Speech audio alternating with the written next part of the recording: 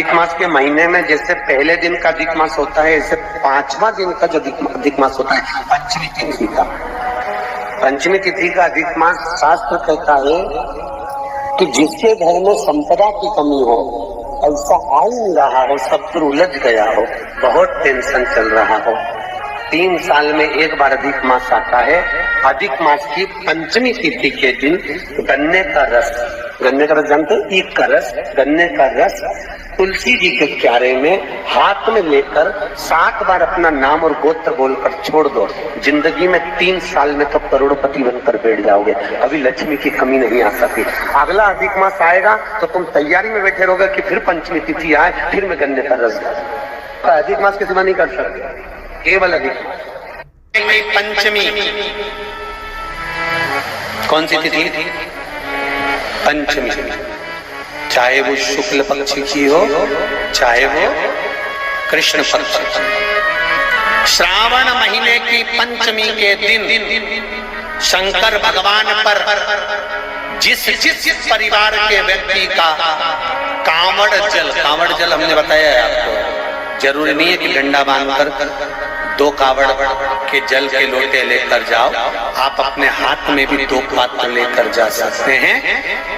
पंचमी तिथि के दिन हाथ में 2 लोटे जल के, 2 कलश जल के जब हम शंकर भगवान को चढ़ाते हैं तो ऊपर जो कमंडल होता है शिव जी के ऊपर जलधारी होती है, जिसमें जया, विषहरा, शामली, बारी, दौतली और देव, शंकर भगवान की 5 बेटियां जिसमें विराजमान होती हैं। जब हम जल समर्पित करते हैं, हमारे पीढ़ी में, परिवार में अगर कोई अधोगति में मर गया होता है, कुंवारी अवस्था में चले गया होता है, गर्भ में मर गया होता है, गर्भ के बाहर निकलकर भी अगर कुंवारी अवस्था में चले गया होता है, तो श्रावण महीने की दोनों पंचमी पर परिवार का अगर कोई एक व्यक्ति भी जल चढ़ा देता है शंकर भगवान पर, तो सर्प की योनि में नहीं पड़ता, जीव मुक्त हो जाता, प्रेत योनि में सर्प की योनि से मुक्त हो जाता।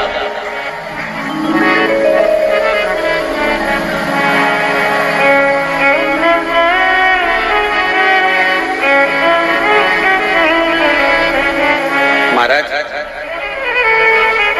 हमारे यहाँ सांपों की पूजन कौन से दिन होती, कौन सी तिथि में करते हैं? जम के बोलो जरा।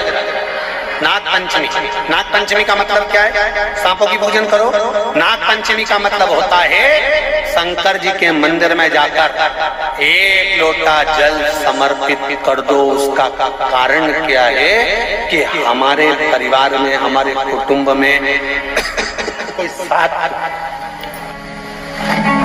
परिवार में कोई 7 पीढ़ी के अंतर्गत भी अगर कोई जीव तड़प रहा होता है, पड़ा हुआ होता है, उसकी मुक्ति नहीं होती है, तो पंचमी का चढ़ा हुआ जल उस जीव को प्राप्त हो जाता है और वो जीव तर जाता है, उसका फिर जन्म नहीं होता। जैसे आपने पीपल के वृक्ष की गणना सुनी होगी ना, पीपल के वृक्ष की गणना में पद्म पुराण के अंतर्गत बड़ा सुंदर वर्णन किया गया है और अग्नि पुराण में कि पीपल का जो वृक्ष है, उस वृक्ष की गणना में सुबह 4 बजे से लेकर 7 बजे तक पीपल के वृक्ष में भगवान ब्रह्मा का वासा होता। किसका वासा है?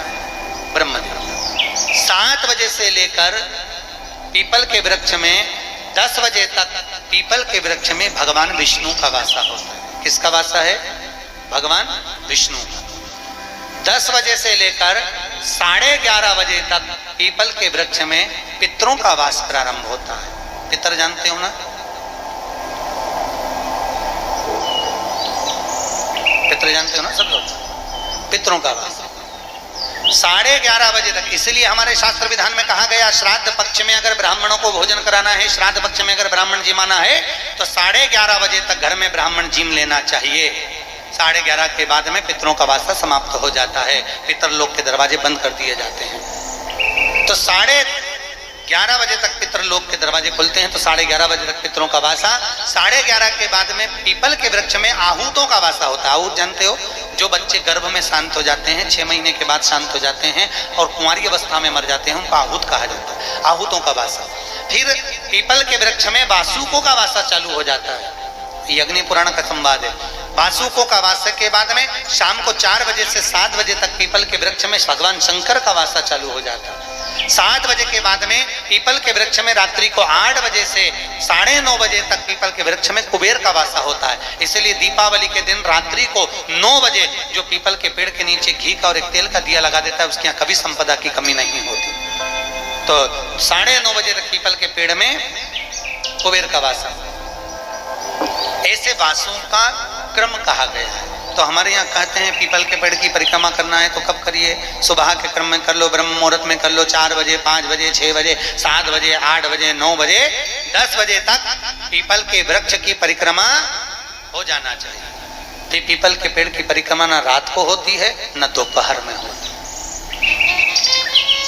न शाम को होती। शाम को क्योंकि किसका वासा हो जाता है? अरे बोलो तो, भगवान शिव का। अब शंकर जी की परिक्रमा नहीं होती ना, क्योंकि शंकर जी पीपल के पेड़ में जाते हैं तो वहां पर परिक्रमा